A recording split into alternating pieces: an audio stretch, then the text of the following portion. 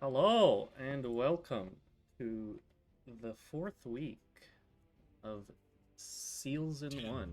This is the last week of the Swiss stage, and then we're going to move into round robin stage next with 4 groups. Misery Business, I believe, are 0 and 6 so far, and Seal Team 6 are 1 and 5. So it's going to be a battle of 2 underdogs.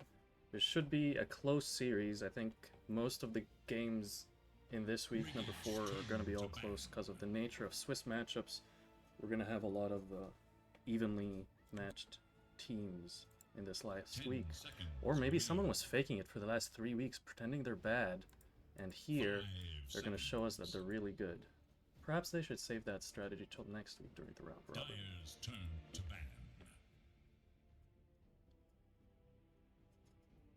Got some bans coming out already.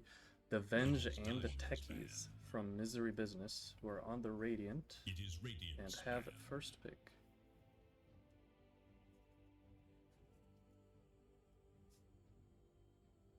Pretty par for the course looking at their drafts. The SEAL Team 6-4 is a heavy techie spammer, so that's been banned in, I believe, all but 2 games, one of which they picked the techies in, the other one they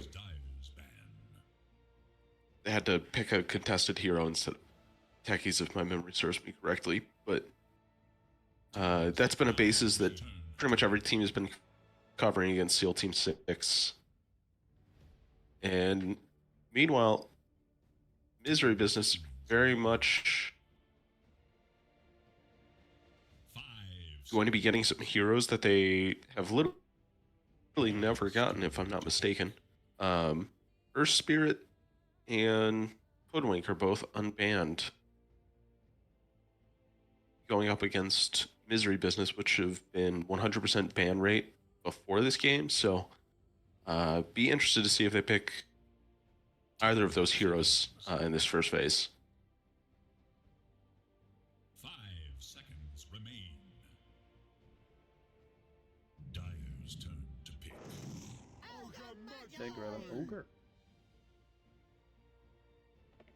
Strong hero with the learning curve facet. You just dominate the lane at level 2. And you're kind of able to Work. harass. Work. 10 seconds remain. Sustain the harass at level 1 just because you have like 7 armor, 700 health, some crazy numbers like that on this Ogre hero, so very strong support to have in your lane. Radiant's turn to ban. Speaking of strong heroes, oof. I was curious whether they were going to go Undying or free with that pick. They've pretty much split that pick between those 2 heroes almost every game. 10 seconds. Radiant's turn to ban. Yeah, it's a very strong hero, very versatile as well. You can max your W, you can max your E, and depends on what the game needs. You can even be an offlaner and buy Ags and become this large unstoppable force, especially if AA is banned. You know, you don't mind having 8,000 health. So something to note about SEAL Team 6, they seem to have this odd interaction with Tidehunter. This hero is either picked by them, picked by the other team, or banned in literally every game that they play. And Misery Business continue that trend by banning out the Tidehunter. I think Tide's a fine hero. I don't know if that's a hero that like every single match needs to be involved in the draft, but the trend still continues. 5 seconds.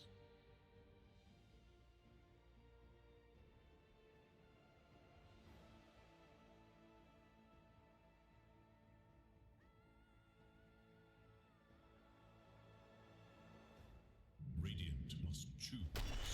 Flada. A Slardar picked. I like this. Your favorite hero? Yeah. I do like when you don't pick two supports to start the draft. Especially if you're picking a core that you know the player is comfortable on, or if the hero's like very strong, like picking Ember Spirit early in the draft, because you know your mid laner's comfortable, the hero's very strong, you can always have impact with Vessel even if you get countered in lane. And then it allows you to pick your supports as a response to the enemy, because now you're seeing the Jakiro Earth Spirit Ogre Magi, and you can pick a pause 4 or a pause 5 that can help enable the rest of your draft. 5 seconds remain. Dire must choose. They opt for the Dispel. Interesting.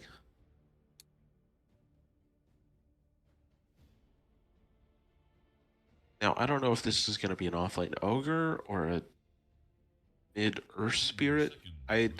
In every single game Misery Business have played, they've picked their two supports in their offlane with their first 3 picks, so maybe this is a change, but I would assume one of those heroes is going to be offlane. Maybe we will see a mid lane Earth, though. So much brawling. You have 4 melee heroes on the Seal Team 6. There's gonna be a lot of brawling. And likewise, Misery, those 3 heroes, even though Jakiro's ranged, all these 3 heroes wanna be like in your face and constantly harass you, so it's gonna be a bloodshed so far. I mean, if they can run Earth Spirit mid, a Timbersaw would kind of go crazy right now for Misery Business. I think they already have their bases covered with stuns. Timber just kind of goes into all these heroes and don't give a fuck.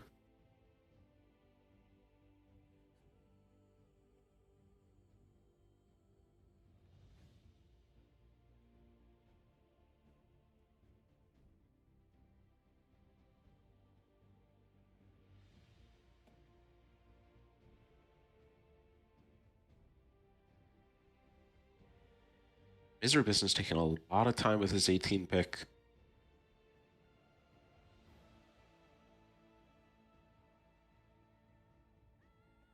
It's okay, I used that time to go over all 10 names in my head.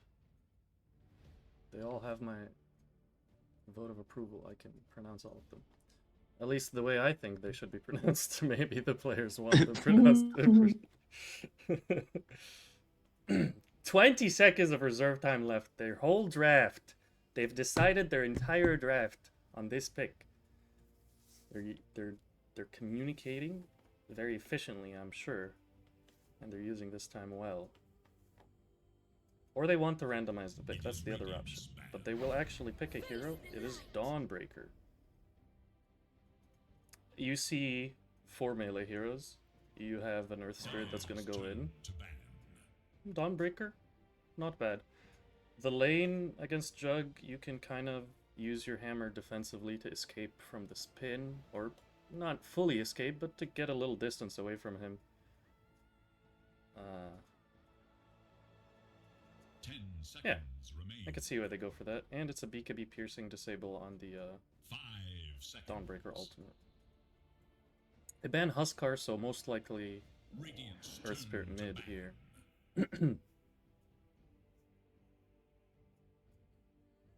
And then Seal Team 6 trying to protect the Slardar with an Ursa ban. Or an Abaddon offlane, who knows what it is. Maybe they're gonna put the Slardar mid against the Earth Spirit now. 5 seconds remain. Dire's ban.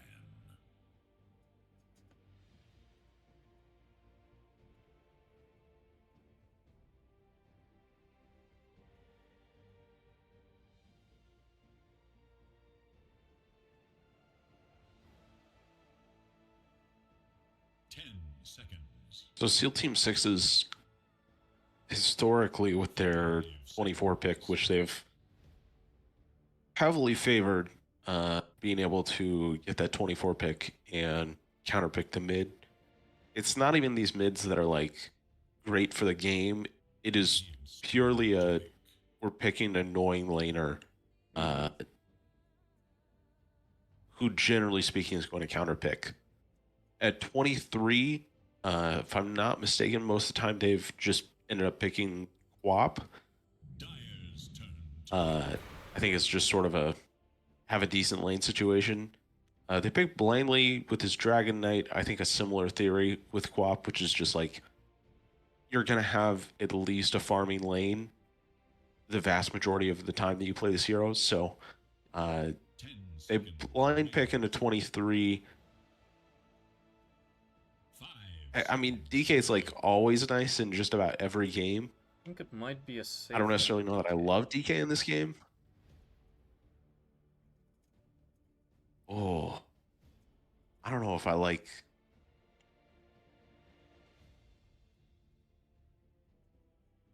It's got armor to tank the Juggernaut ulti, Yeah, but you did pick another high strength, high health hero, and now you have a Necrophos, who's both good for the lane and good for the game.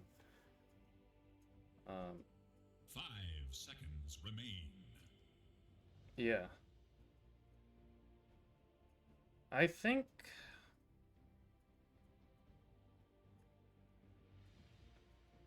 I favor Seal Team 6 just a little bit here because it is easier to execute of a draft. If you go in, if you're behind on the Earth Spirit and the Dawnbreaker, it's harder to commit your heroes because you want to, like, once you're in, you have to, like, win the fight. You Dawnbreaker ult, now you're in there, you gotta win the fight. But Dire side, I think they might do a bit better if they're behind, right? They have some good recovery strats with the Treant protecting towers. Necrophos can always split push with his shard and survive a bit longer. Yeah, those are my 2 cents. You guys have 1 cent or 2?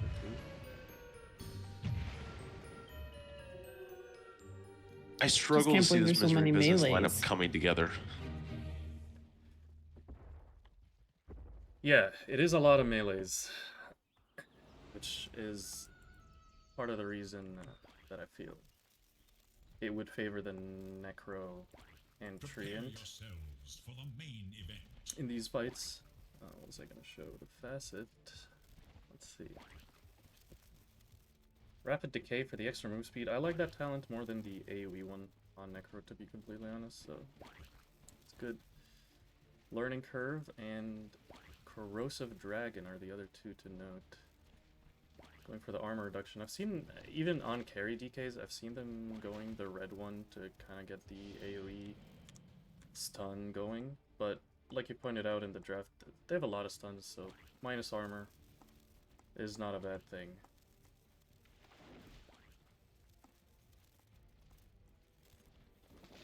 Holiday is invisible. Waiting to 30 break the smoke, seconds and or counting. waiting to scout out. He's gonna walk up the high ground, dual breath onto 4. Slithering Crush does not connect. Holiday in trouble here. Trying to run away. Will be fine. Dual breath does land. He's slowed by the dual breath. And local puppy girl does get the first blood on Holiday. Radiant. Hero's going to have a lot of opportunity for some juicy dual breaths and ice pass this game. Nameless takes the bounty rune. Nice body blocks from Stella here. Nameless puts a Fox shield on himself. Fighting back. Stella doesn't have spells, but like I said, 700 HP, 6 armor. Still trading with Giraffe. Aphotic shield comes out again. They switch targets to Nameless.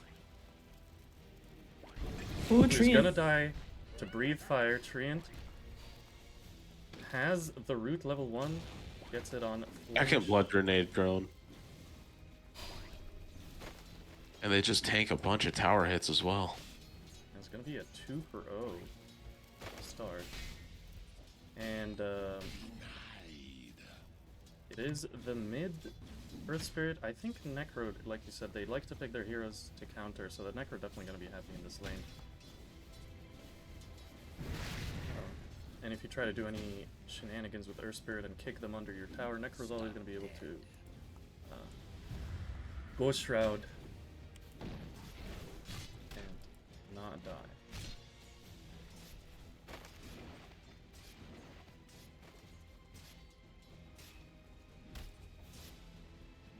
Ogre hits his level 2 bottom now. Will be interesting to see if they try and shove this wave to pull big camp, or if they try and bring Micro back, or lane equilibrium Micro backwards, because with the Ignite onto Giraffe, Stella will fall first. Solo XP for Flemish Giant Rabbit? Yeah, we're gonna call you Rabbit. yeah. That's good. Top lane Nameless taking some damage from the dual breath here, but Mane with the Blade Fury, only level 1.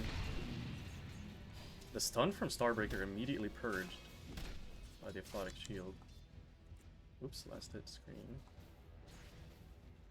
Yeah, mid lane is difficult. Mid lane's rough, but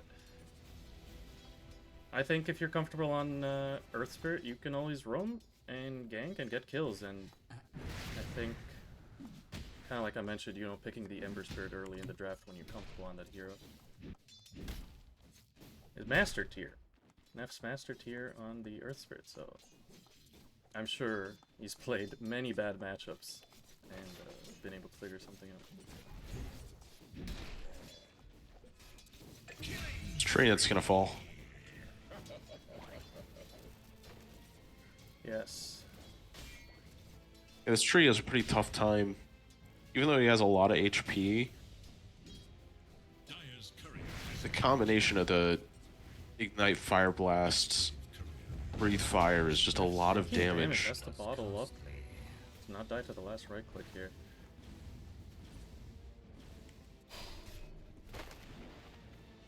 Yeah, and the difference between the supports on Radiant and Dire is you have 2 supports that are picked for the lane, right? The Abaddon and the Treant. Bottom lane, Treant again, a little bit in trouble here. We'll be able to root the rabbit and walk away. Interesting. He actually gets a point in Bloodlust instead of a second value level in Fire Blast when he hits level 3 on the Ogre. I generally speaking like to get a second level in a Fire Blast, and then you just leave that until Ignite and Bloodlust have both been maxed out, but I guess he likes the value with the How much brawling is going on? Corrosive. Yeah.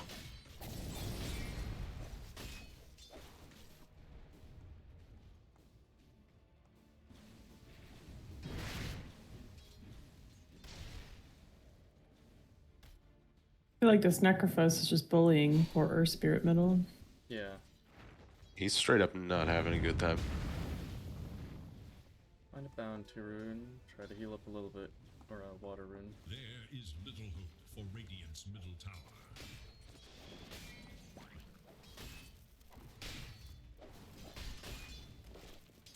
Oh no. Stella eating all the trees. Drops a sentry as well.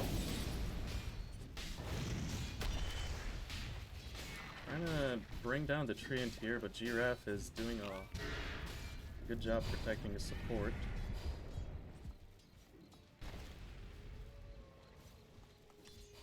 This is now a level 2 Bash the Deep on the Slardar, so when he gets those procs off in these brawls, those do hurt considerably more than they did just a minute ago. So this is something that I think they're trying to ease back a little bit of the aggression going on between Ogre and DK. If Zyvox kill a melee creep here, he gets his level 6. He's trying to get a Reaper Scythe, perhaps. TP in from your local puppy girl. That is the longest range Scythe that I've ever seen, but he's still alive. He's going to be able to Rolling Boulder away.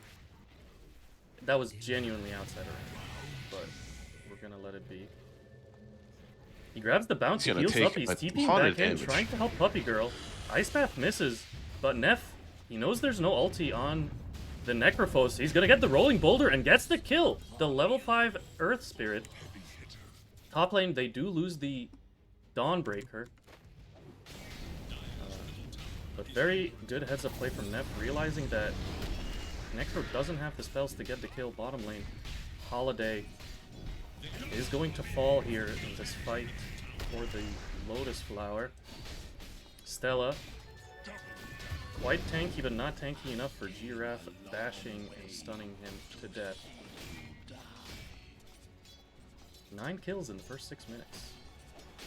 And top lane, they're trying to go again here. Local Puppy Girl will die.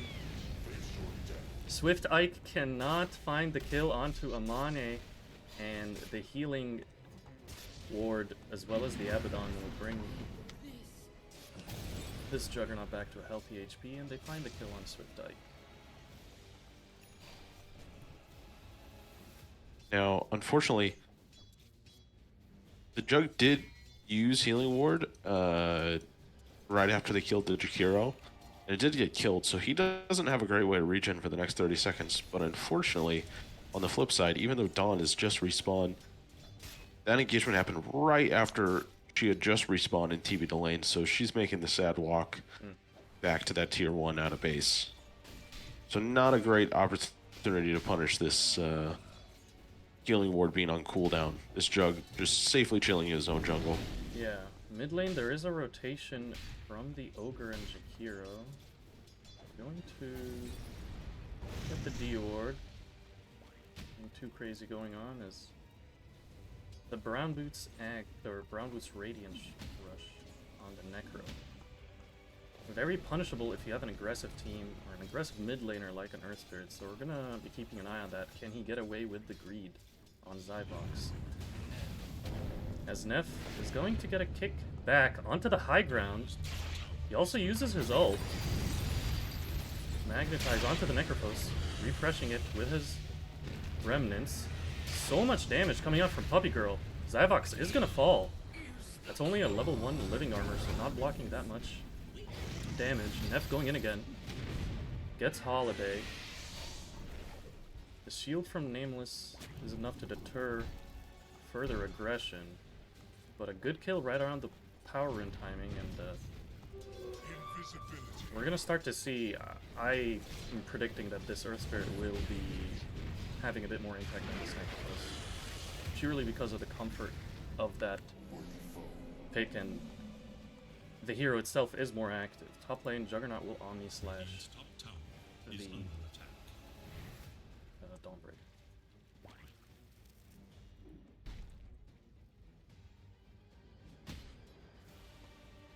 Yeah, this is the... And Necro goes ahead and gets the Talisman of Evasion. This is a situation where a casual cloak would go a long way Yeah, bottom. for this Necro right now. Tempting Giraffe, seeing if he will die, and with the Dawnbreaker ult, we're bringing in reinforcements. A 3-on-3 now. They chain the stuns. Giraffe actually heals from the W of what is still called Leash C. It just is a completely different spell. Okay. Zyvox TP'd in, silenced, dead. The Necrophos being punished for the greedy item build. Immense amount of magic damage, and this very farmed DK. Trying to find Holiday for this last kill. 3 for nothing.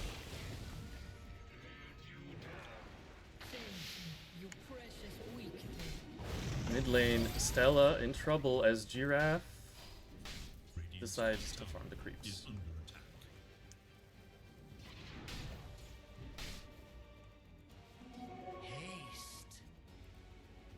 I think this Zyvox has a haste rune. Necro needs to understand what he's building. He is And ready commit to to that. kill.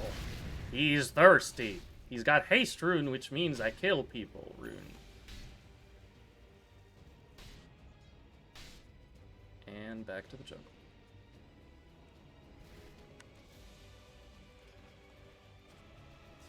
After all that, Earth Spirit just full buys burn in its totality, gets it shipped out to him.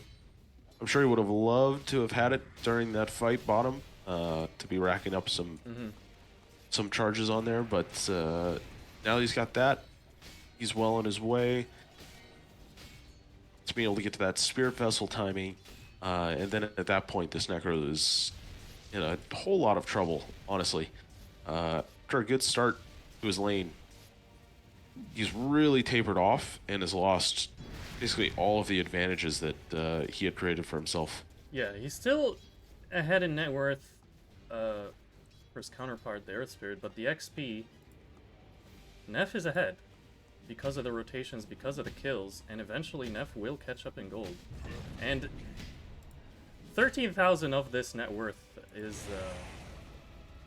in the Talisman of Evasion, so it's not that impactful. Bottom lane, they try to go for G-Rat, but he's going to be able to walk out of the Macropyre.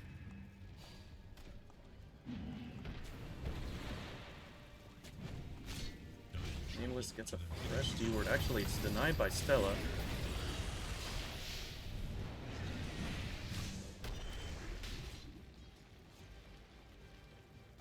It's a pretty awkward situation right now for the Abaddon in the tree.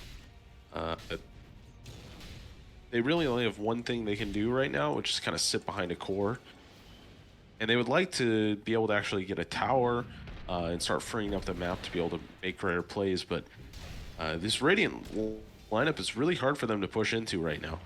If Radiant just bring numbers, and they feel like they're much happier to bring numbers, I'm not sure how you're able to make any sort of sustained push against any of these tier 1s right now.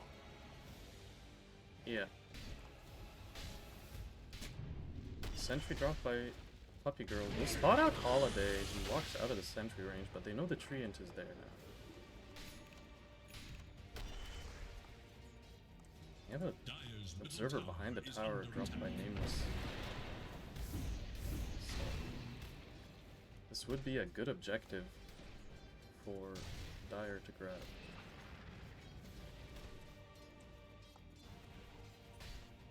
I mean, if you look at their warding right now, they've committed a lot of resources to this bottom quadrant of the map.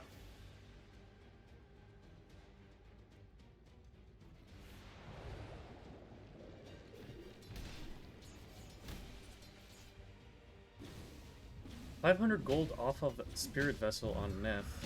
It's gonna be a big item, and a big responsibility for Nameless. I'm gonna be keeping an eye on if you're able to dispel that vessel or not. They try to go on Swift Ike. Under his tower, Macropyre dropped, protecting the core. Zyvox is here, he wants to get a Scythe off. Swift Ike wants to get a healing with this Luminosity, but thinks twice about it.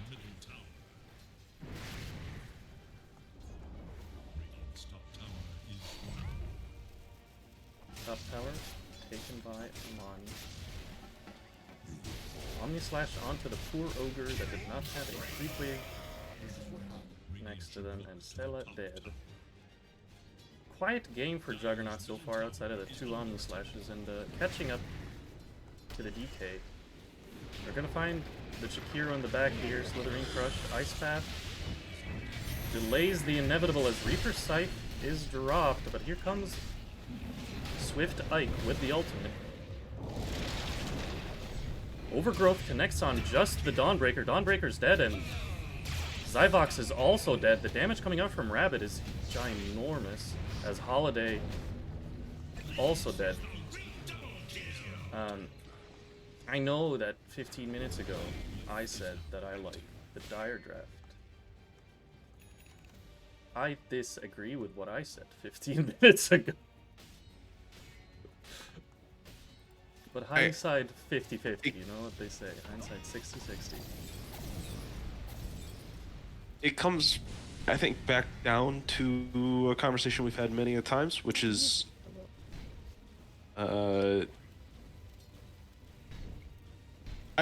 I would agree with our pregame analysis of this if this Necro Hero was building to playing towards how they want to play. This Necro is constantly engaged with his off lane and his supports right now. They're being very active in getting onto the map. They want to push things, they want to take fights, but his inventory doesn't have things for that. He's going to finish this Radiance up here after they take this tower, and certainly does add a factor into it, but he still is at the same risk that he is for the last really 8 minutes of this game, which is if he gets silenced or if he gets stunned, he's going to die. And I would have liked to seen him just build up to tankiness and just exist, because he already naturally is going to do damage with Heartstopper and his Death Pulse in these fights. Just build to live. I don't think this Radiance really does that for him. I don't think that mischance is great enough. And this Jug had a good lane, was able to farm effectively, and has gotten a lot of really good free farm. I think playing to that idea of creating space for him, build into that with your items. The blink from the Dragon Knight actually on top of Amani is going to be able to get Blade Fury off. Reaper Scythe on the Dawnbreaker. Dawnbreaker's dead, and Rabbit as well eats the Omni Slash, dies. Illusion Root from Neff to try to survive does not help him. And Stella dies to the rest of the Omni Slash. 4 dead. They tried to defend that tier 1, but it cost them heavily. I was going to follow up to your points by saying that, you know, also the DK is able to fight. He has a blink early on, so whenever you're making rotations without the Jug, you are fighting 4v5, but now that the Jug is here, a 5-on-5 engagement, the way that it started definitely favored Seal Team 6, and they're going to get the tier 2, because that was fortification used at the wrong time. Tier 2 claimed 17 minutes in. 5k lead for Seal Team 6. It was even just before what happened. That was a really interesting fight. The DK blinks in, kills the healing ward off the rip, and then stuns the Jug. And then it isn't until about 2.5 seconds after that that you get follow-up from the Earth Spirit or any of the other Radiant heroes are really able to cast any spells on that. It felt like there was almost like a lag between when someone said go and when DK went and when everyone else went. They didn't necessarily need to take that engagement in that way. I think if the Jug shows up, you're really happy just farming elsewhere on the map. You have this Dawnbreaker here that allows you to be able to join. You can just let that go. It's your second tier 1. I understand it's mid, so you don't really want it to go easily, but I think if that Jug is committing for it, you're fine with that.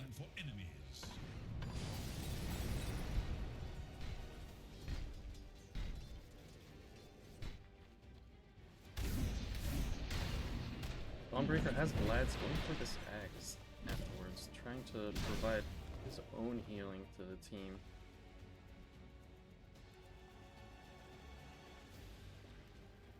Tormentor will spawn in 40 seconds, and looks like Seal Team 6 are trying to control that area and gain that objective.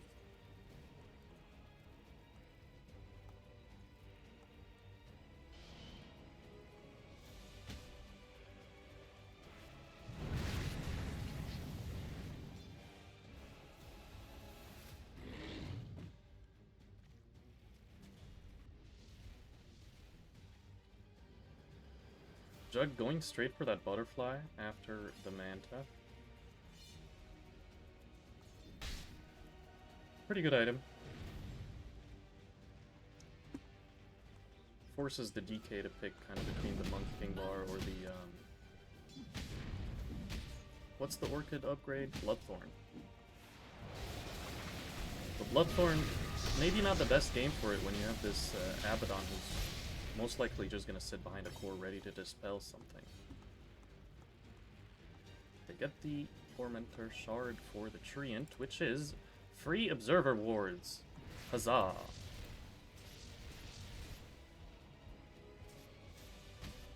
Very neat ability. Huzzah! It no longer casts Overgrowth around the the eyes in the forest, but they give you vision. Very good, and he gets it for free. Very valuable.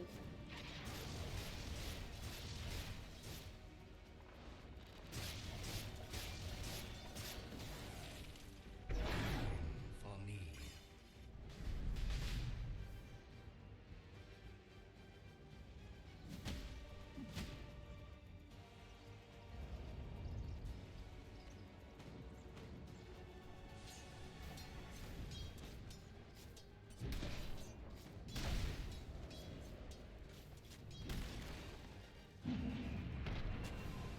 Sentries dropped by both sides. They're gonna clear out this eyes in the forest, and they see there's a sentry there. Radiant's bottom tower is under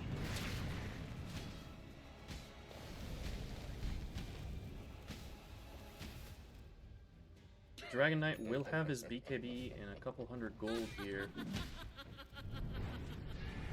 The Earth Spirit still thinking about their second item.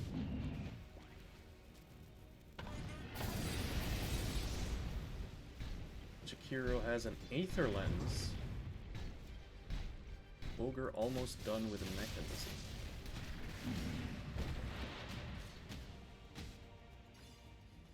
I think I'd like to see the Earth Spirit go BKB. Yes. Holiday very deep. They find the vision on Swift Ike. The follow-up was not nearby. So Dawnbreaker will be fine. Radiant's bottom tower is under attack.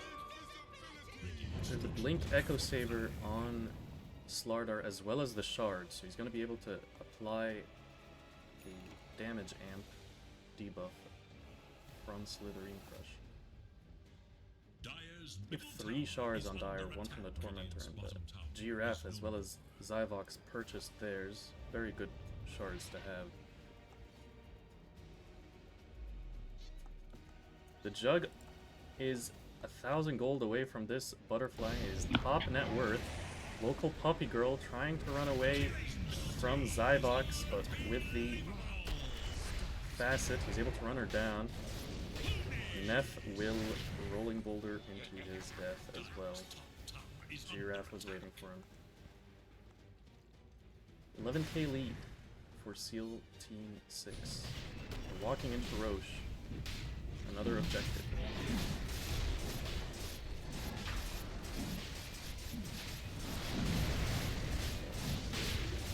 DK has this Silver Edge queued up. I kind of feel like he just has to go MKB.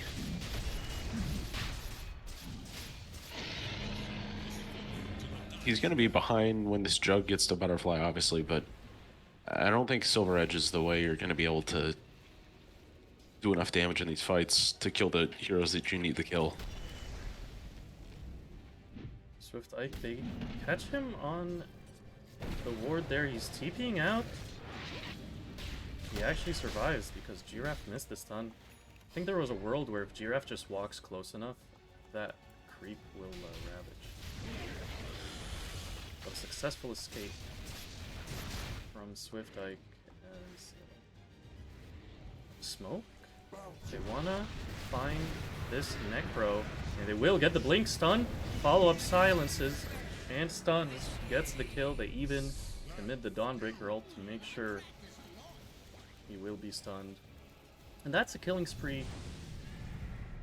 Well, I guess it does go to Ogre, but they find a big kill while the Aegis timing is on this Juggernaut, who is thinking about Omni Slash, but is not able to land it on Neff before he escapes. Neff looks like he's kind of trying to fade the Omni Slash. Meanwhile, the supports trade their lives. Holiday and Puppy Girl both die.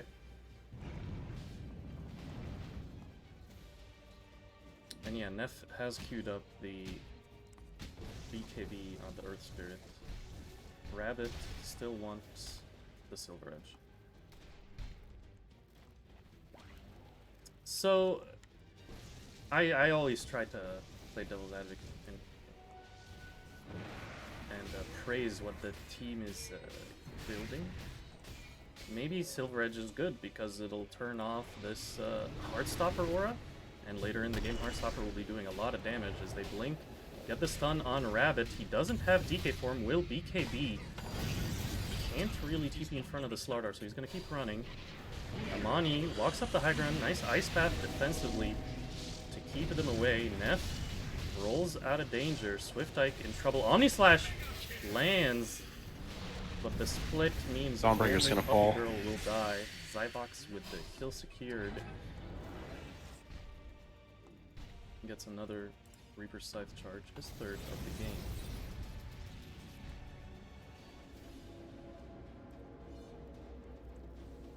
Radiant's top tower is under attack. Yeah, this is... I don't know, this is a weird situation right now for Radiant where I think they kind of overused their spells to kill that Necro. And then I'm not sure entirely felt the appropriate amount of fear moving on their map as the rest of Dire are looking at it like, well, you have no spells to do anything with here. Trying to go on Juggernaut, who has the Aegis here. Dawnbreaker ult with that Axe. It's gonna land. That's a dead Necrophost. Nameless has to run away, trying to protect Blink Giraffe stun here, but this another Slardar. Blink stun. Overgrowth onto 2. Neff goes in now, kills the Treant. Nameless throws his body in, trying to keep his cores alive any way possible. Neff finds himself a Juggernaut who's gonna spin TP, and during that chaos, Nameless also TPs out. But a nice 2 kills, they defend their base, they lose the tier 3, but keep the racks. It's a favorable fight. The damage coming out from Rabbit is pretty significant.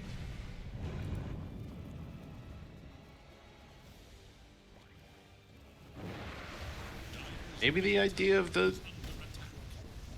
Silver Edge is to just kill this Abba It could be. and hope he doesn't actually press R. It could be. Yeah, I mean, there is... Yeah, you can break Abaddon. I mean, breaking Blade Dance, I don't think people ever buy it for that reason. But he perhaps... I would say you looked at the enemy team, there's a passive on every hero. So anyone you hit, you're gonna break something. It's fair. Yeah.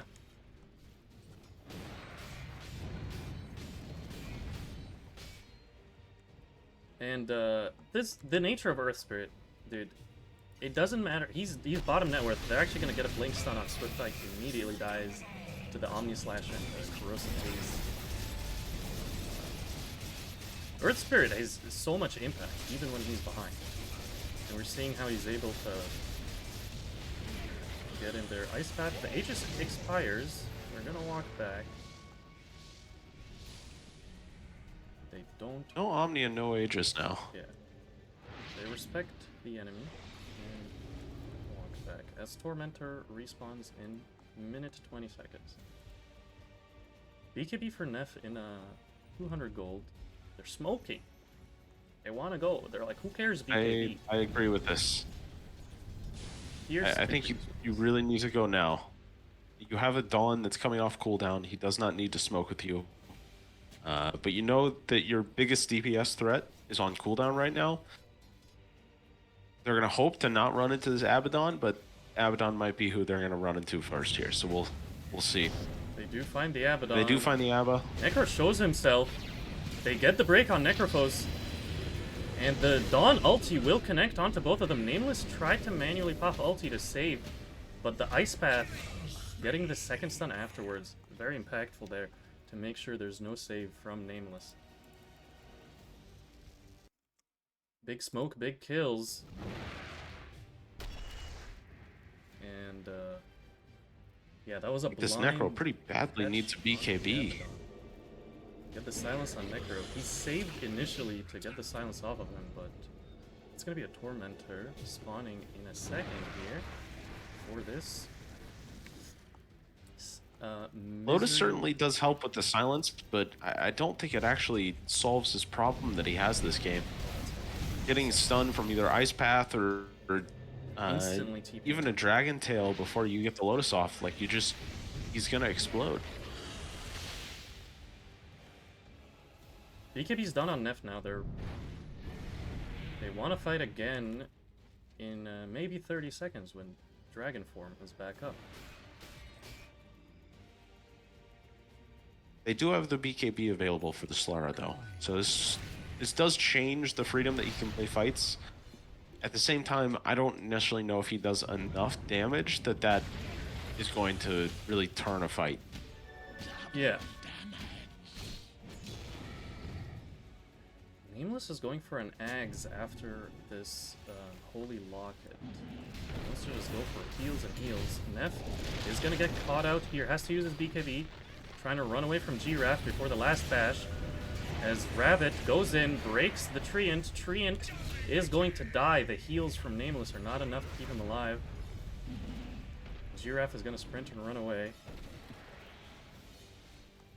Does have a Both DT. Omni and Swift Flash available here, so Omni bought out the Ags.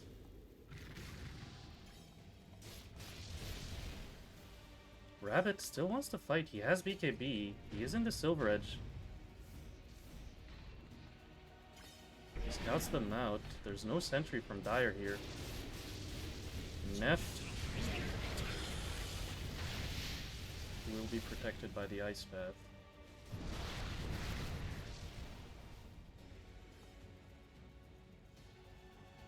I think the 7k lead does not really mean much right now. It's definitely whoever starts the fight on their terms is going to win. The amount of burst damage coming from both sides. You have the Omni Slash and Reaper Scythe. You have the DK, just flat damage coming out. Whoever jumps the other team first has the advantage and can get the kills. It's another smoke attempt from Misery Business. Is that what they're called? I think so. Yeah, Misery Business. It will not yield anything, but they will smoke again. yeah, they kind of messed up their first smoke timing. They smoked literally right as DK form was ending, and going into about a 40-second Holiday is gonna cooldown pop timer. the smoke, just So heavily trying they to place a tree in. Pops the smoke. Like, I did my job. Indeed, you did. Tran trying to run away. Neff will get the rolling boulder on him. And Blink from DK is going to tank the entire Omni Slash here, but it doesn't matter. He has a lot of armor and doesn't have corrosive on him. Giant Rabbit still fighting, standing his ground. Both supports are dead now. Rabbit finally dies. Buyback from the tree, and thanks to the assist gold, Healing Ward will bring Amani back to some good health here as he's just sitting beside. Zybox dies to the burst from Neff and Swift Ike. The Swift Slash onto Neff gets the kill. Swift Ike 1v3 ultra kill for Amani, who's full HP after the Healing Ward right next to Roshan. They say thank you for the gem and they walk into the Roche pit. Roshan. Yeah, that Corrosive Haze does quite a bit against this DK. You could literally see the moment after the Corrosive Haze got applied to that DK and the way that he was tanking, and then immediately, with every click of this jug, started going down very quickly.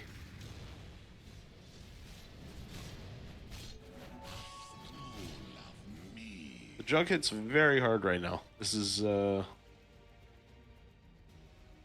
pretty tough because not only do you have to deal with the Aegis Jug coming to take your buildings, but you also have to deal with the fact that he's spending so much of these fights just not on the map, courtesy of Swift Slash and Omni Slash. And then when he is on the map, you've got this Blade Fury that you only have one response to that you're going to use at the beginning of the fight. So just very hard to actually stop this Omni or this Jug from doing whatever he wants, whether he's in Omni or outside of Omni. Nice slow siege here. As actually Neff goes in with a BKB. Giraffe responds with his own. Swift Slash will get the kill onto Neff. He has buyback. Rabbit is committed in there alone, 1v4. Scythe will land, does most of his health, and then dies afterwards. Swift Eye tried to help his Dragon Knight, but ended up dying. Stella will fall to Zyvox, and it's about that time of the game where Necrophos can also just very easily kill those high HP heroes.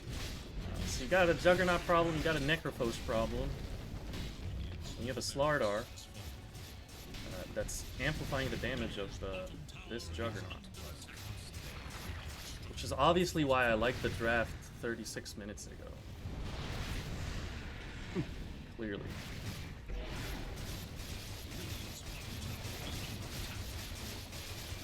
Yes, this is a pretty chill pretty chill Jug game.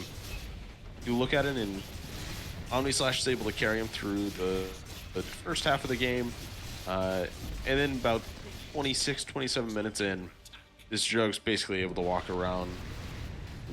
No real cares in the world. Does not feel like he's going to be able to die in the time span of a stun. I think that Giraffe, who's all alone, could be killed, but a blink from Amani and an Omni Slash gets the job done. Neff goes in BKB. Nice magnetize onto everyone. But even the Swift Slash is enough to get the kill onto Neff. Buys back, goes in again. Dawnbreaker ult onto 3.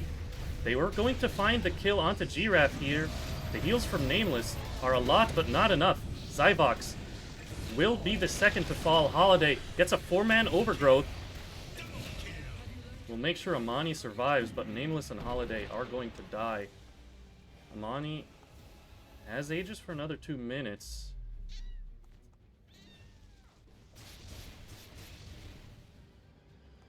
He's probably going to be waiting for the rest of his team to spawn.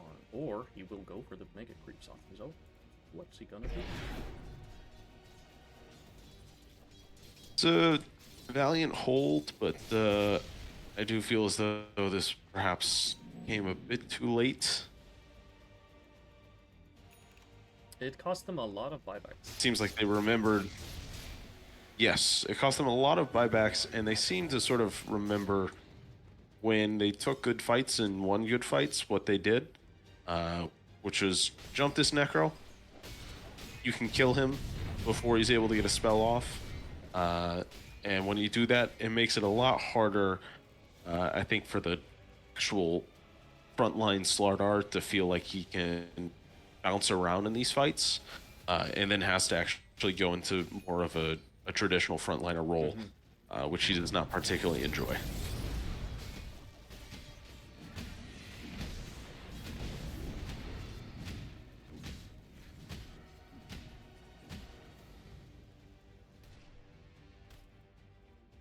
I do have Nullifier now on this Dawnbreaker. Fairly nice going up against the Abaddon Shield. And of course the Ghost Shroud for the Necro. Living Armor as well, that's correct. The still getting used to the whole damage block shield. Yeah, it's crazy. It just blocks any damage. And the thing about it is it doesn't visually look like the other ones, like when you have a barrier. Like, it's not a barrier, it's a damage block. So it's not like when you see Tinker's defense matrix and you're like, oh, I could very clearly see a yellow health bar because that's the shield. Nah, this guy just has like no animation on him. There's just maybe small little tree roots dancing around him. And you're like, why is my Finger of Death not killing him? Well, it's because he's blocking damage, apparently. You never know.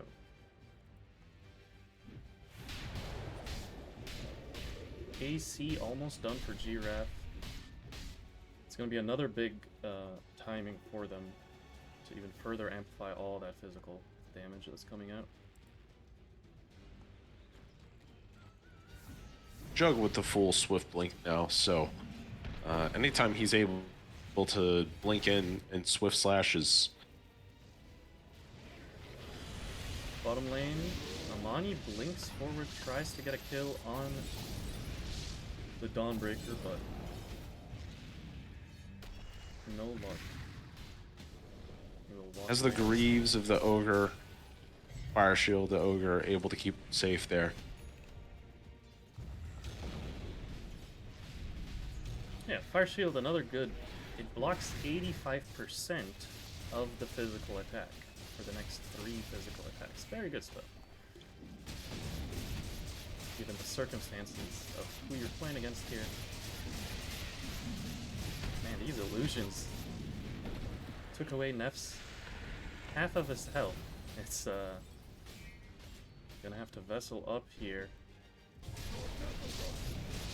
Amani blinks forward, Blade Fury trying to get the last rags here as they mistime the Dragon Knight stun, but Neff is in with a 4-man Magnetize. Swift Ike follows him to his death. They're both down, no buybacks.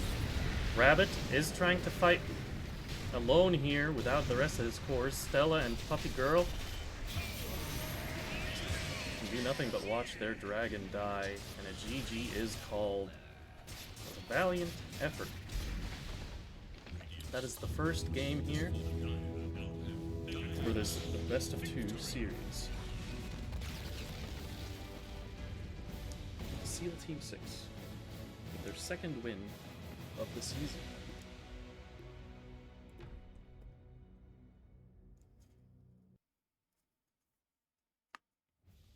Maybe we'll see less melees next game. Maybe. Oh, they're just gonna run it down again. I appreciate the ego challengeness of it. Yeah.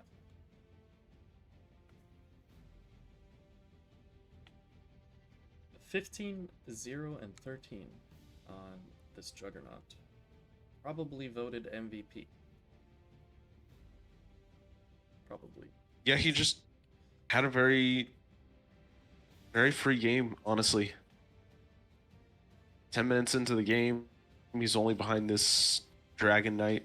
Had a very nice time in that super brawly lane that they had. But then 20 minutes into the game, he just gets unbothered farming for 10 straight minutes and is on top of the DK by 1600. Yeah. I do like the DK pick. I think it performed well in the game. I don't think it was the problem at all. More so the execution. I think the draft overall is fine. The vision of it, at least, of like going in with the Earth Spirit and following up with the Dawnbreaker. And the amount of damage DK was doing kind of minute 12 to minute 25, it was just insane. So, not sure what they would tweak though.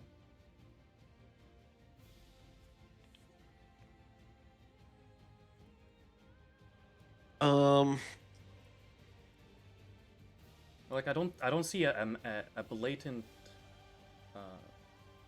large error in the draft. You know, I don't think it was like, oh no, Ogre lost you the game because Ogre is like a bad hero sort of thing. Yeah, no, I probably would want maybe another range support instead of the Ogre, but the Ogre wasn't bad, so it's hard to really say that.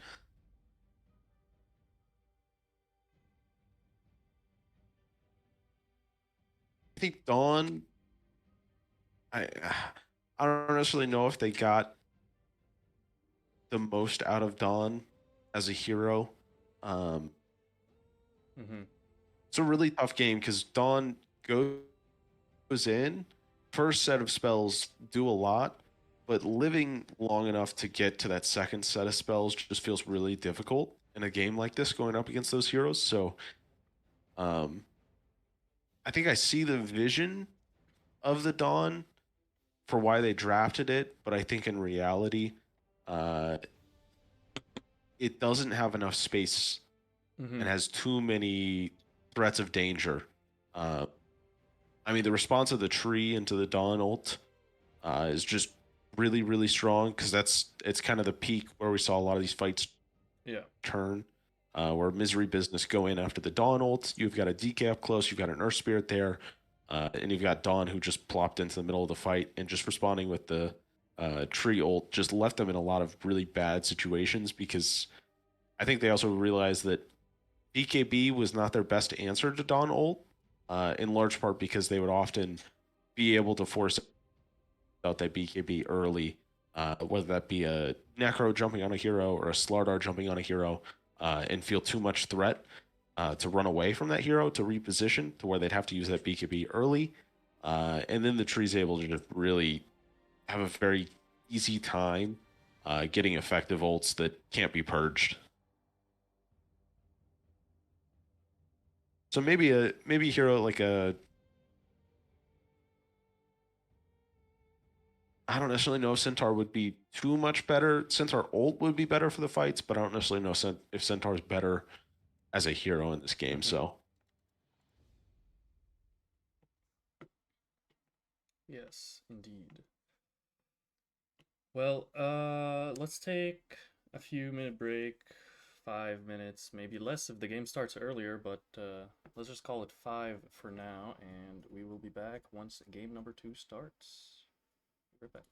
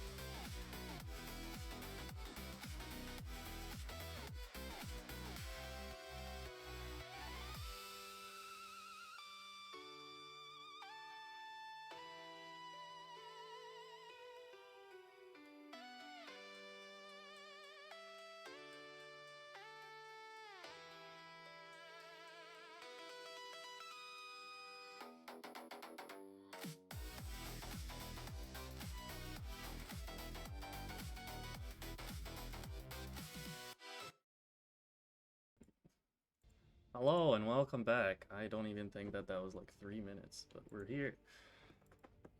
Game number 2. 10 seconds. Seal team is now Radiant. Misery Business is Dire. And have second pick. So they switched sides and they switched pick orders. Techies made it through. Seal team have their techies.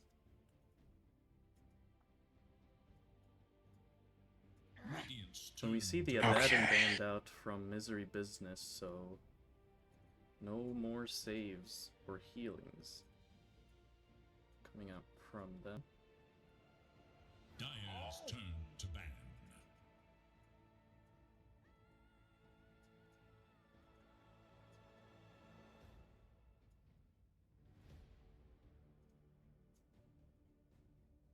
getting a techies game like every series. 10 seconds. Oh yeah, yeah. 5 seconds. League seems to just have a ton of techies players around.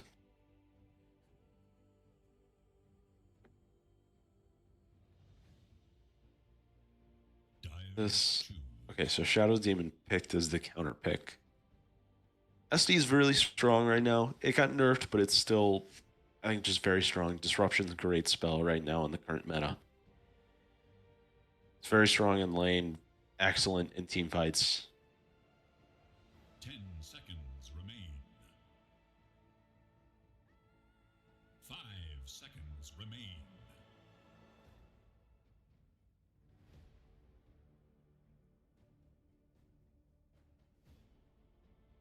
Now, do they themselves here pick a core unbothered by techies, or they pick another support here? Radiant must choose. Wind Ranger at your service. Wind. So I'm going to assume that's their 4. Yeah, and could be maybe flexed until the 24 pick as a mid laner. Who knows? 10 seconds. I feel like theoretically, I don't love wind and the techies in general. Yeah. Combination of you can very easily die to mines just as a low HP hero. And then also the disarm from the techies, just countering to your ult. And pretty easy for the techies to be able to get off around once you see that wind ult come out. 10 seconds remain. AA is the next pick. That's going to be a lot of magic damage between these two supports already. And all 4 heroes are ranged, so we're not getting a melee brawl. They grab Undying. One of these heroes is a core. I'm going to assume that's going to be an Undying 3. 10 seconds. I worry about this Ancient Apparition in lane, honestly. I think if the Wind is able to use her Wind Run effectively in lane, she should be very good to out-harass this AA. They can pretty much always be at kill threat if they get any sort of a second stun plus damage offlane hero from Misery Business. Like a centaur. A centaur would go very hard. Then they may leave themselves open for an Ursa by the enemy team. They do grab that queen that you mentioned. Wait, Tide is unbanned and unpicked. Wait, they have last pick. They picked queen in the second phase, and they have last pick on 10 Misery seconds Business. remain. I assume that's because they want to keep the wind as a potential flex till 24. Yeah, it could be a carry wind, yes. Radiant's turn to pick. Underlord over the Tide.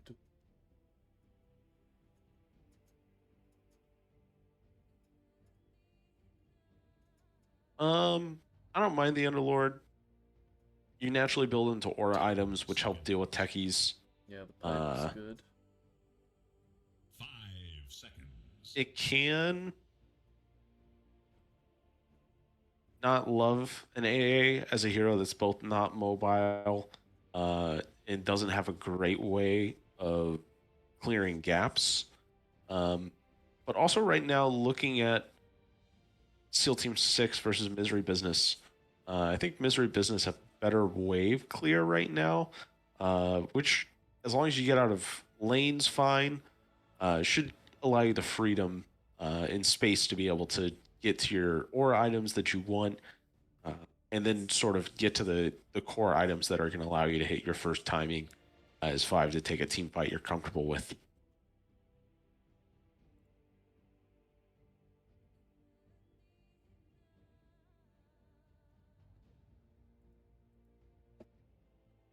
They did pick a slow It is offlaner, Radiant's turn. melee offlaner, which can be punished. by aggressive, harassing safe laners. The Drow, it is one of them.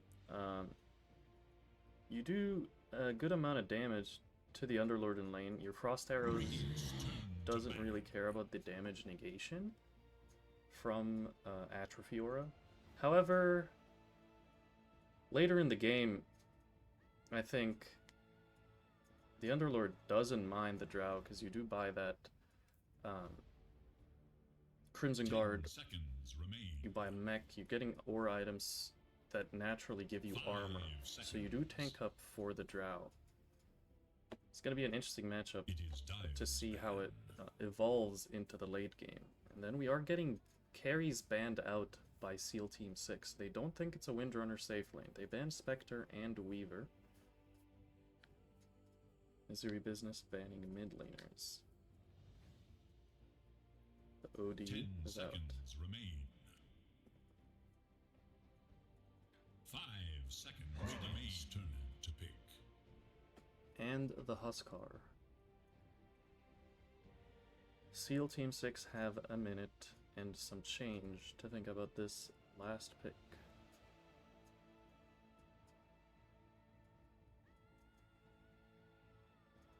Seconds. Dire must choose. Admiral Conker. Mwah! Chef's kiss. Oh my god, I love that hero.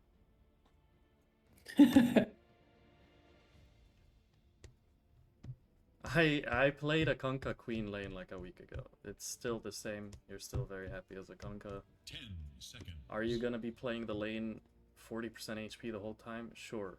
Can she kill you? No.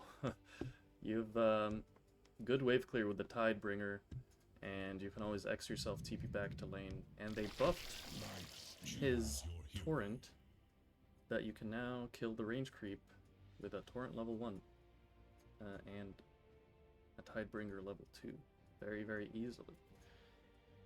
And it is an overall last pick Life Stealer. They did pick a carry. It is Puppy Girl on the support Windrunner, which against the Drow AA, you mentioned it's good against the AA in the lane because you can always evade the attack, but I feel like the Drow doesn't care about the evasion, namely the arrow thingy that she presses. It goes through evasion. It's just a physical damage spell that always lands.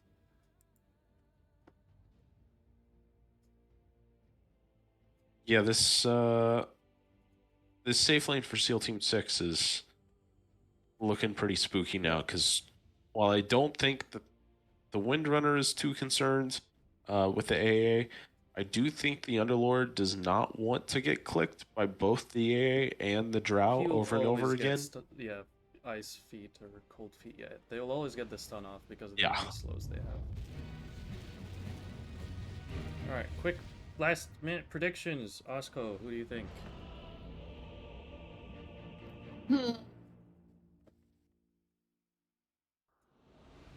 I don't know. I like both lineups, to be honest.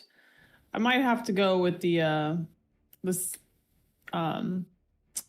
Kunkka team. Yes, Seal. We got people pissing. Nice.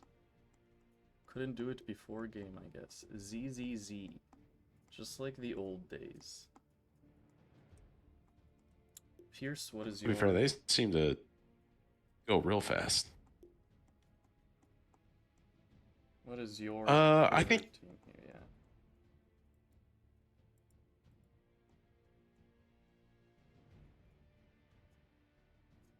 Yeah. very similarly to last game, Steel Team 6 have a easier to execute lineup going on here. I don't love the Undying. I assume that's offlane. Yes, Undying offlane. I'm not a huge fan of that at all. But I think besides this Life Stealer, I don't think the other cores have particularly great games. It's really hard to see where this Quap is able to effectively burst any meaningful character on the Radiant side besides the Drow. And I think this Drow is going to have a lot of people in front of her. It's going to make that difficult in the first place. There is a lack of stuns on the side of SEAL Team 6, so WAP does love to see a pretty free game in terms of mobility, just kind of worrying about X for the most part. But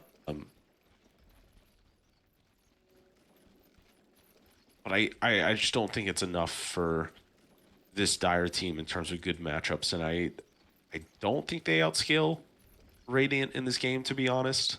Even though I don't think Undying necessarily gets to become some crazy late game character, I do think the late game of both this Drow and this Kunkka is very strong to go up against, and AA has a kit that I think scales very well into the game as well. And then you just have to deal with the bullshit techies cutting off sections of the map, and then when you let your guard down, you can very easily get baited into a mined up area and end up not in a late game situation that you want where one hero dies out of the blue. 30 seconds to battle.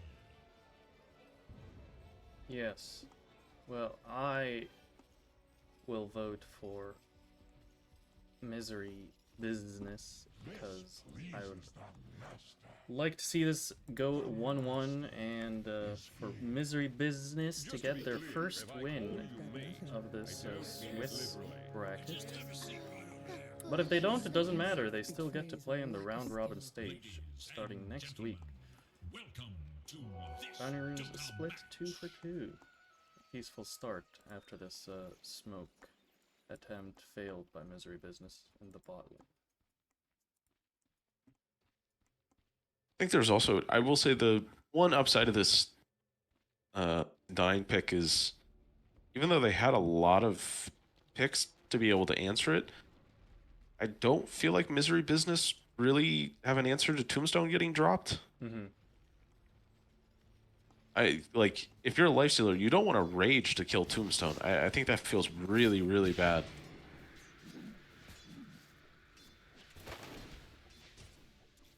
Zyvox will drop to half health, but gets 2 denies off. Nameless takes a good amount of damage to local puppy girl, and they actually switch supports, so... Or was Nameless playing for it? No, I think Nameless Abaddon was on the safe lane last game. Yeah. Yeah, And that's Holiday correct. was playing the tree in the off lane, so yeah, they do bring the techies with this Drow, and that kind of like changes things a little bit. I feel like the kill threat is a lot less with this techies as opposed to an AA. It's less reliable to land your slow as a techies, and there's always going to be Stella's disruption to get a save off. As now that the disruption was used, Holiday is going to go in, drops a blood grenade, and will find the kill. Fastest proven wrong ever. That was a good use of hitting level 2 before the enemy team. Holiday just getting that kill right away. Step lively now. Your admiral is on board.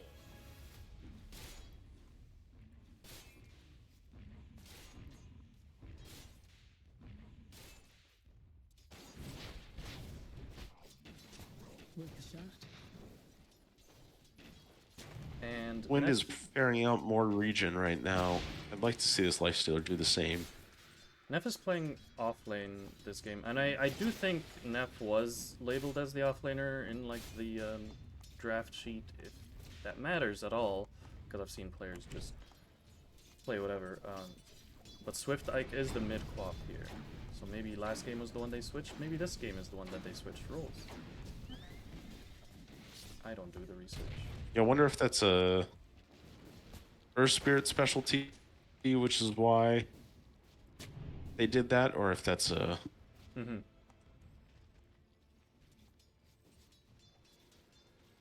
If there's a larger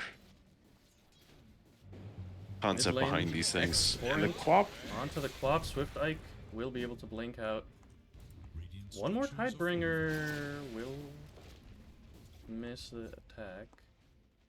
Step lively now. Your admiral is on board.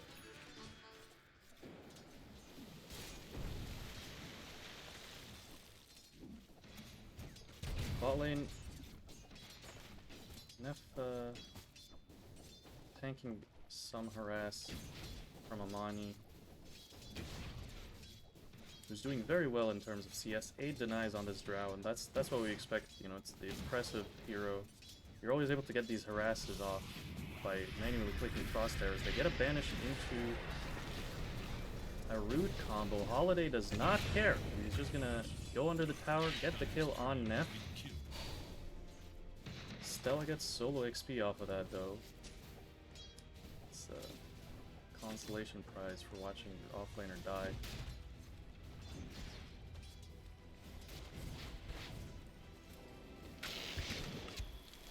Open wounds onto Nameless. open wounds on this AA. They don't have power shot for another 4 seconds, but that should not matter as the kill secured by Puppy Girl, who gets dropped afterwards. And Rabbit is able to get the last hit on the tombstone. Giraffe was taking an attack to try to deny it, but no luck for him.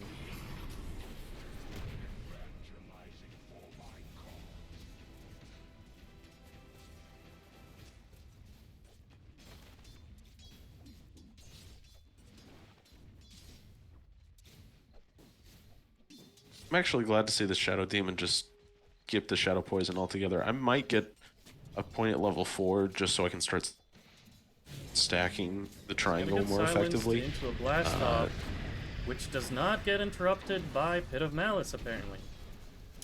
It can get interrupted by forced movements, like Magnus's Shockwave, or Drow's Silence, because of the forced movement, not because of the silence.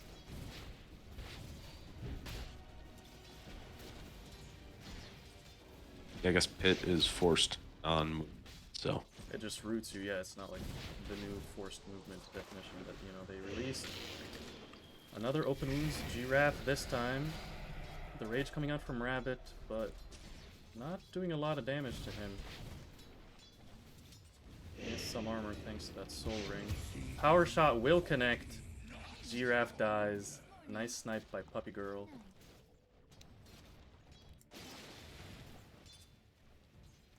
Power rune is picked up by Swift Ike. And that's that.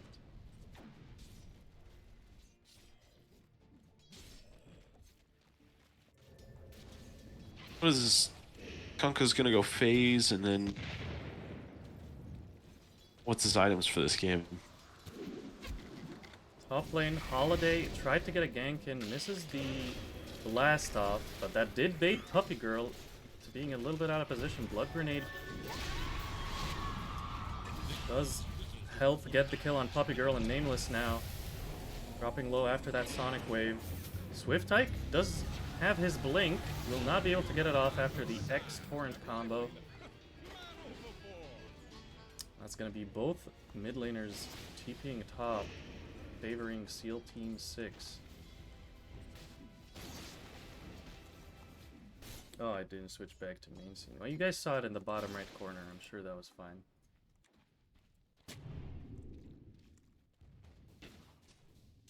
And Neff has left the lane. He's been gone for about 2 minutes, farming this little jungle camp area, trying to stack it when he can, and I think he's the one that claimed the Wisdom Shrine as well. I played quite a bit of offlane over the last Blast off connects 2 onto weeks, the I Life gotta Stealer. say. He is going to rage, but it does not matter. He's going to die while rage. Nameless claims the kill. Bean forces an offlaner into having to just farm those 2 jungle camps below your wisdom. Man overboard. Just feels absolutely terrible. And this Quap somehow falls mid again There is little hope for Dire's middle. without blast off or ghost ship being used. Okay, this is the old death summary from when I last saw him. If I don't witness the deaths on my camera, it literally does not show me the correct death summary. It's like showing the Techie's reactive taser and Undying attacking her, both of which were not nearby. Pop is TPing back mid though. Stella will be the one that tanks the gank for her. Sonic Wave comes out, connects on the supports. Blast off again. Holiday throwing his life into the fray. Will not die this time, unlike Swift Ike, who's suffered greatly now. 3 deaths on the Screen of Pain. Oh Neff no. coming in here. Gets the root off. Zyvox trying to run away with this boat run buff on him. Blood Grenade connects. They get the banish as well. Puppy Girl falls to Nameless. And that gives Puppy Girl to level 6. Not enough. Or sorry, that gives Nameless to level 6. Not enough to get the kill with Ice Blast. Does go from behind and finds the Shadow Demon. And now Neff in trouble? Oh my goodness. Triple kill. Used the Soul Ring to be able to cast his Firestorm, which opened up the opportunity for Nameless to collect a triple kill. Rabbit does find the AA in the end there. Very chaotic fight in the mid lane here, but Seal Team 6 very happy about it. 6k lead, 9 minutes into this game. And we can see why the Kunkka pick was very good against this Quap. It outstats her in health, in damage, in a lot of areas. And now he's pushed her out of the lane. Ice Blast.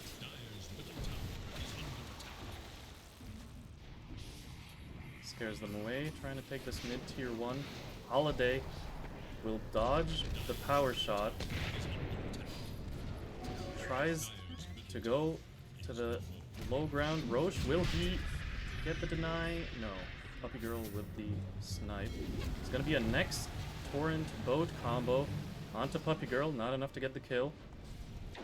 Neff with the haste rune, using his body as a shield, and now is going to run away. Dire's bottom tower is in danger.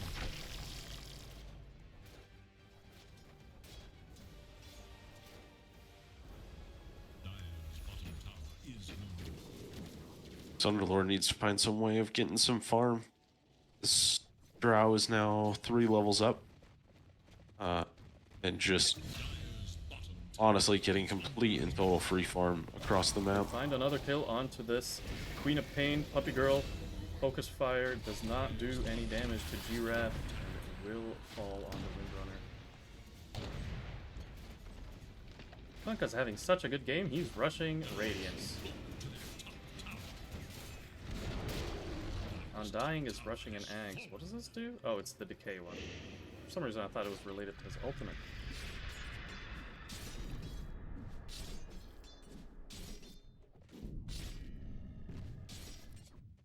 Neff. Probably going for that Vanguard with the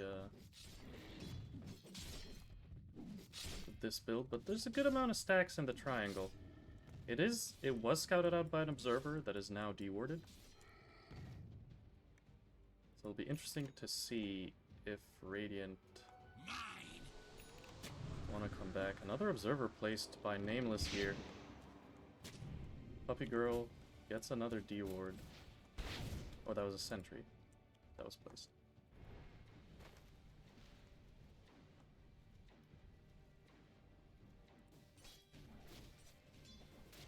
I'm just now realizing how poor this Quap is right now. Yes, below all of the Radiant team.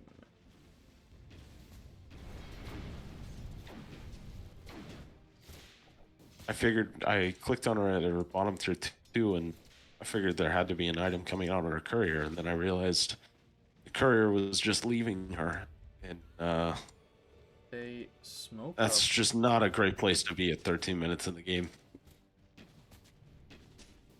They want to use this Sonic Wave But it is being read by Radiant. Is it fast enough for them to respond and help him here? They're gonna use all their spells. Amani is dead. Blast off onto 2. Neff is down, as well as Puppy Girl. They find the X onto Stella. And that should be the 3rd kill for SEAL Team 6.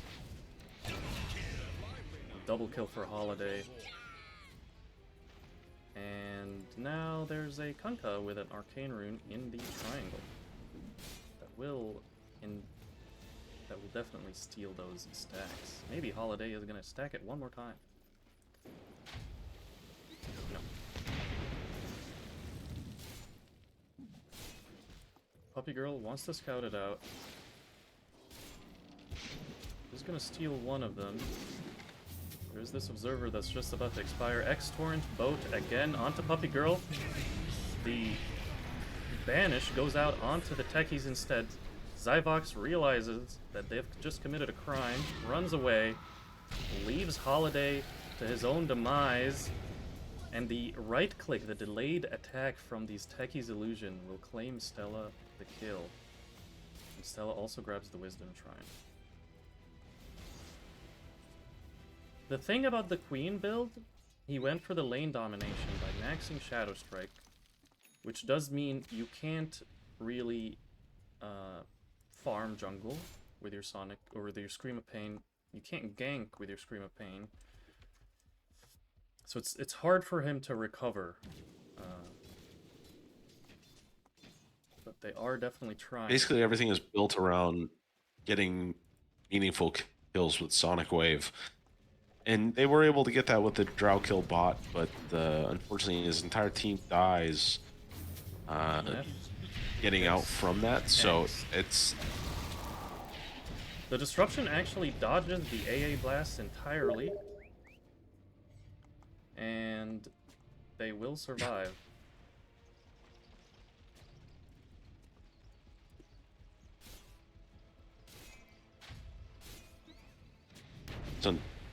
Dying's 200 gold away from finishing his Ags.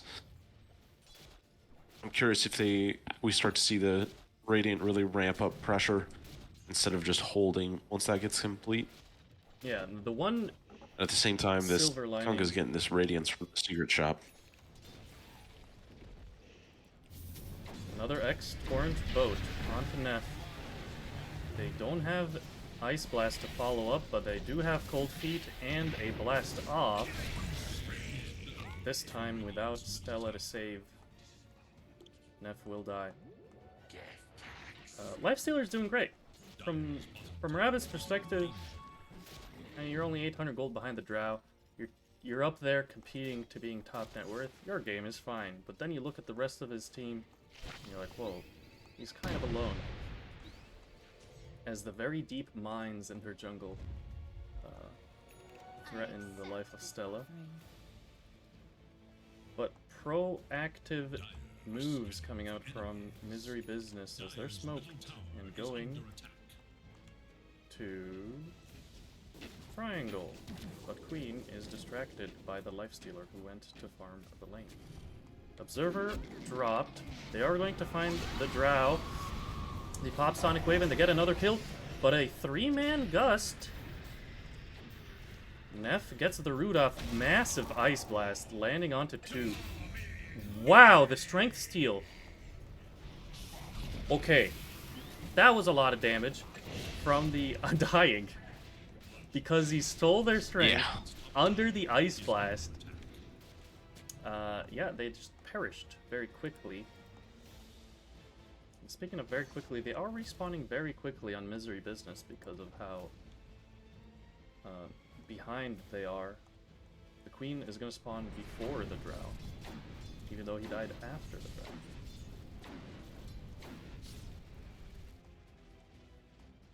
Yeah, it's not a great game right now for this Queen. Just closing in on that first Dagon. We'll give her some bonus damage to be able to hopefully, instead of that Drow being able to get the Gust off during their opening combo, just kill the Drow, maybe get out cleaner, only lose one, because I think they're going to lose somebody there. but Neff will get another torrent boat thrown at him and an ice blast for good measure. And at the same time, Stella dies alone Just to be clear, if I call you to the mate, techies. I don't mean it literally. Goodness, for the love of everything. Okay, I'm not even gonna try to look at the death recap. That's my mistake.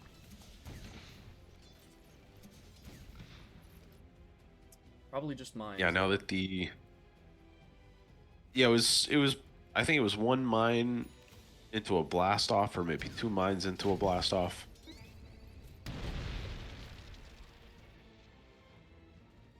This is a tough place to be.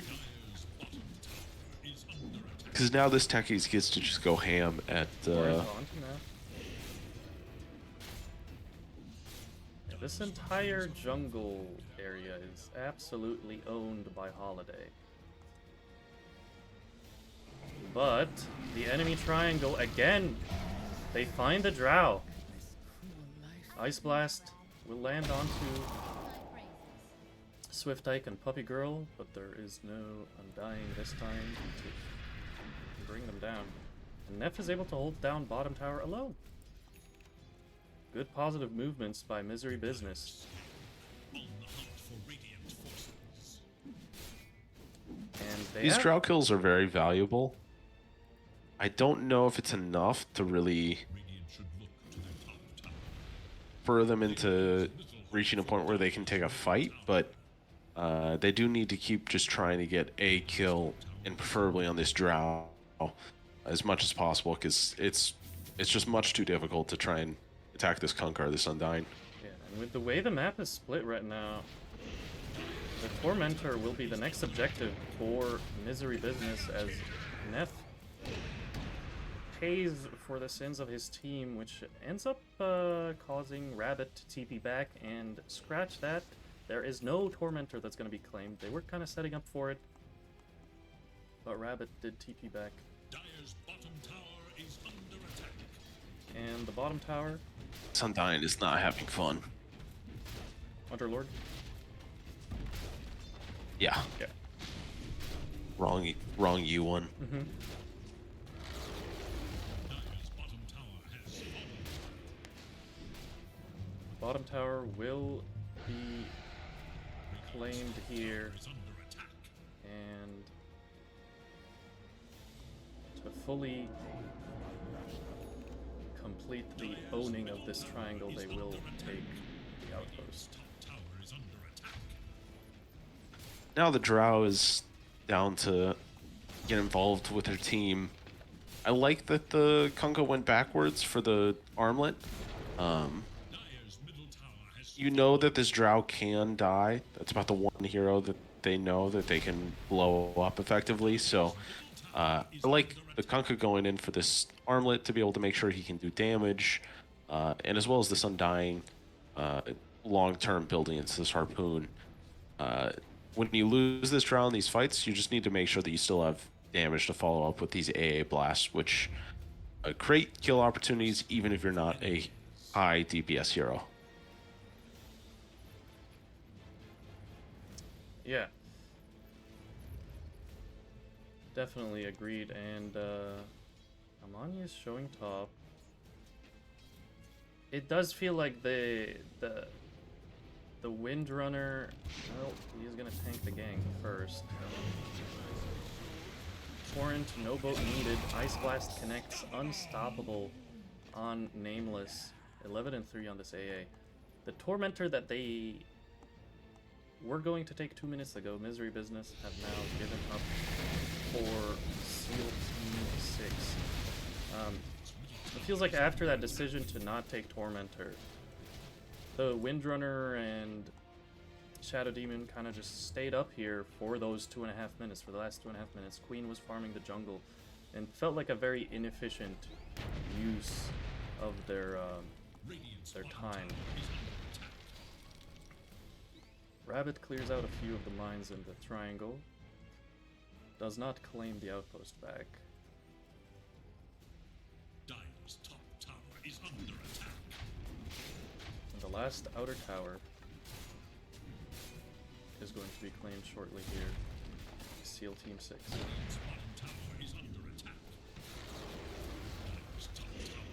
Local Puppy Girl with a nice D ward. They fortify their mid tower. Rabbit is staying for it. We'll grab it. Rage TP's out. Good call as Seal Team 6 was quickly closing in. Scouted out by that defensive lane ward in the mid lane. They find Holiday, and Holiday will die. That's a big kill, getting him off the map for 40 seconds. Even if that just means you try to regain a little bit of your map, not necessarily go for an objective. Radiant's bottom tower is under attack. Thunderlord has his pipe finished up now. He just needs to collect the remaining items. Trying to think of when they can actually feel like they have enough to be able to take any sort of even just a defensive engagement. They've got this blink now on the Shadow Demon as well. Will be nice because he really needs to make sure that he can get a disruption save of some kind on this fight. I'm not sure they're going to be able to really take a fight without a high impact disruption.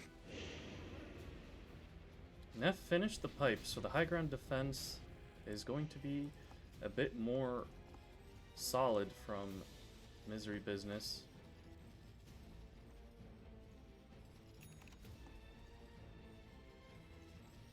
Rabbit is gonna rage TP out. There will not be an X to try and grab him back. But he does have SNY, so there's very little opportunity for actually an X out of a rage.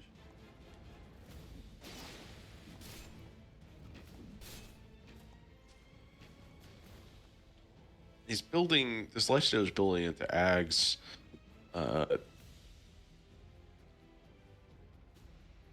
It definitely is necessary going up against this Drow. However, I feel like he needs 3 more items to actually feel like he can take a fight in this game. Yeah. Stella will disrupt one of the Drow illusions to make his own, but Techie's mines make quick work of it. This is a very difficult high ground to push against. It's very difficult to push against, and to be honest, Radiant aren't doing them any favors off the fact that they actually don't have any aura items at all. This Techies went double bracer, either lens, mana boots into an Ags that he's halfway done with.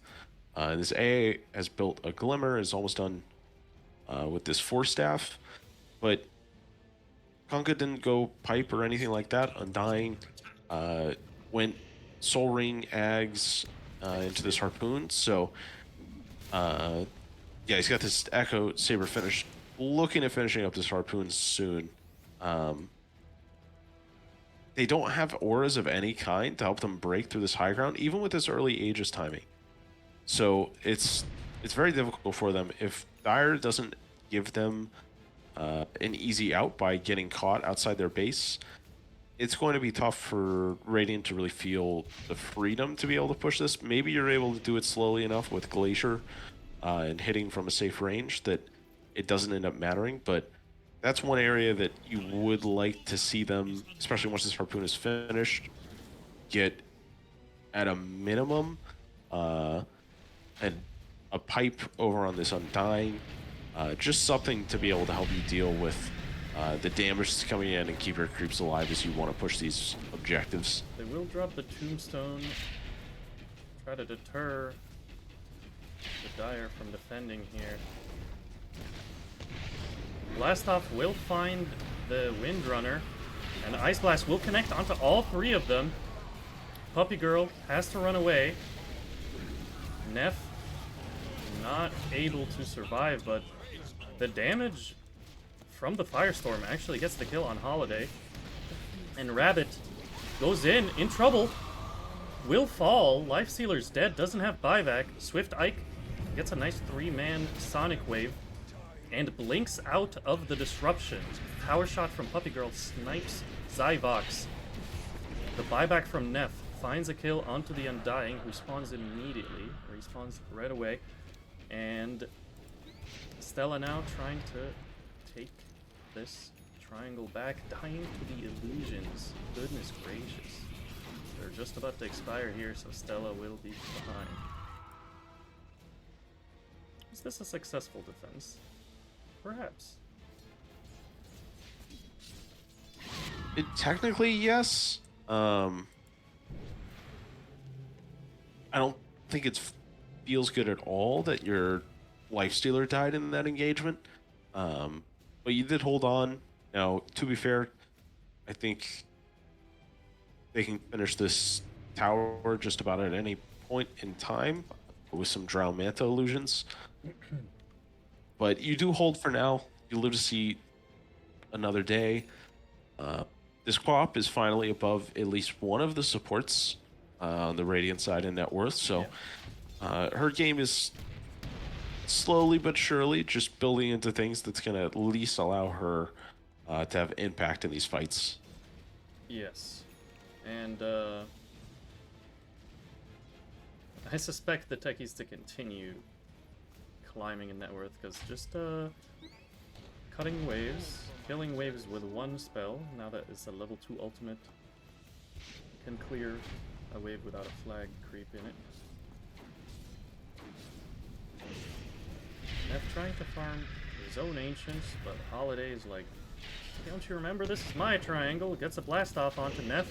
Neff, the victim of the 758th Ice Blast this time, and also dies. Very unfortunate life, or lack of life for this Underlord. An aura item is queued up by Kunkka. It is the AC. It won't help the creeps survive the firestorm, but it'll make the drow hit a lot harder.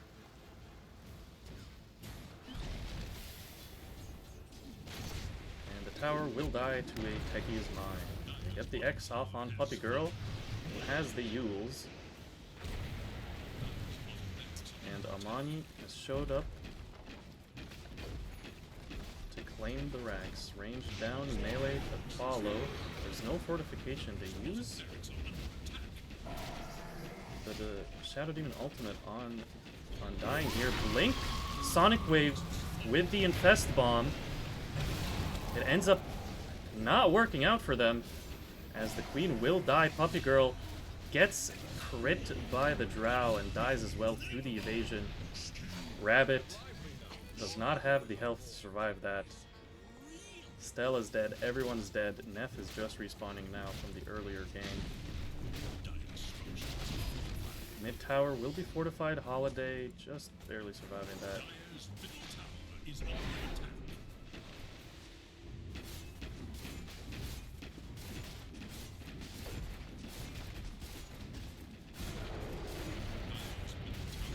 It was just about their best shot on the Dire, being able to start a fight, kill the Drow as fast as possible, and then be able to see what they can take from there. But they aren't even fully able to get that, as the Drow's able to get that gust off right after that co-op ulti. So I'm not sure how it gets significantly better for Dire here.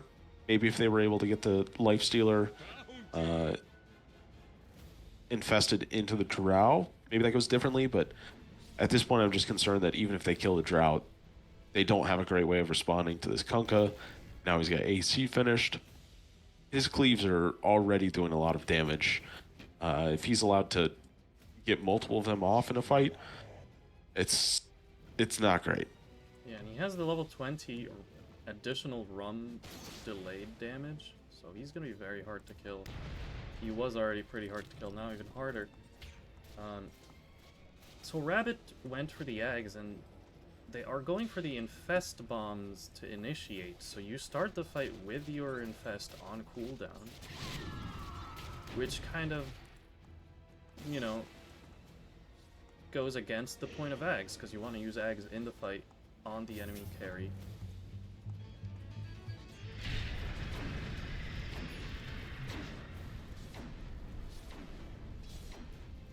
Yeah, it's not exactly playing to the itemization that you've gone with. And Drow has the butterfly.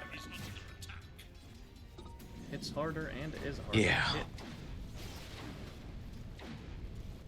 Amplified damage on Zyvox.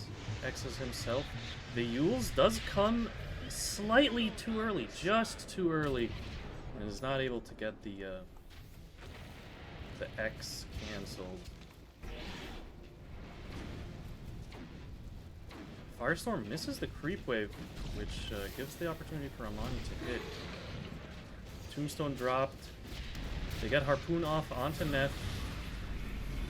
They save him with the Banishment, but only delays the inevitable as Swift Ike goes in the backline here. And the Minefield Sign with the Ags from Holiday. It made a lot of noise. I'm assuming it also made a lot of damage, but that's a dead Queen, dead Lifestealer, and dead last set of racks. GG is called. Seal Team 6 turn their Swiss bracket around. They're gonna end it as a 1-5 plus 2, guys, is 3 and 5. They won 3 games and lost 5 games. Unfortunately for Misery Business, they end their Swiss bracket as a 0 and 8, which all that means is they're gonna be automatically put in one of the groups. They don't get to pick who is in their group. They don't get to be picked by anyone, actually. They're just automatically placed in a group. But starting next week, everyone is equal. All teams are created equal. And we're going to be starting a round robin of 4 groups. It's for 3 weeks. Bottom team of each group is eliminated. Top team of each group goes to upper bracket. And second and third teams from each group get to play in the lower brackets. It was a pretty convincing one-sided series, I would say. The better team definitely won. They were more organized when they were making moves around the map. It looked like they were more comfortable with the draft that they were doing. They were more proactive instead of reactive with their picks. Even when they were first pick or when they were second pick, they were like, hey, we know we like this hero, we're going to pick it. But yeah, that's good showing by SEAL Team 6. And Amani had a very different game, actually. He's 1 and 3 in game number 2. Game number 1, he was 11 and 0. So, can do it all. Can be a support, drow, and get 14 assists for his team. Hey, he did his job. He tanked the ganks. And then pretty much always, even when they ganked him, he was able to get one gust off and set his teammates up to be able to clean up multiple kills afterwards. Yeah.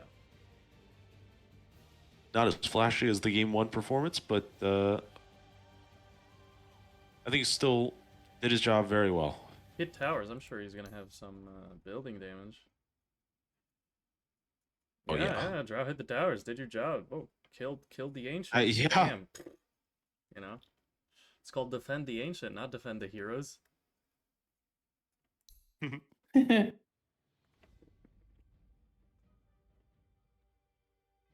Yes. Closing thoughts. So much, just wanting to, I guess, wish all the teams good luck in the next stage. Indeed. It was a pretty convincing win. I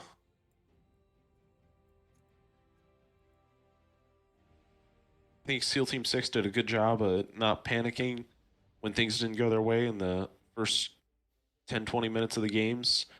Recognized that they scale very well, and even when they're jumping their carry, that the carry dying, they're not on a timer, even if this drow dies. So I think they itemized very well and played to those strengths. The AA had a really good game. I mean, the supports, yeah. Ton of great ultimates coming out. I mean, I'm sure Holiday was having a ton of fun. No, both of their supports, very similar score lines. Both high ranked on their hero levels, so they like their heroes. They did a lot of damage, a lot of impact.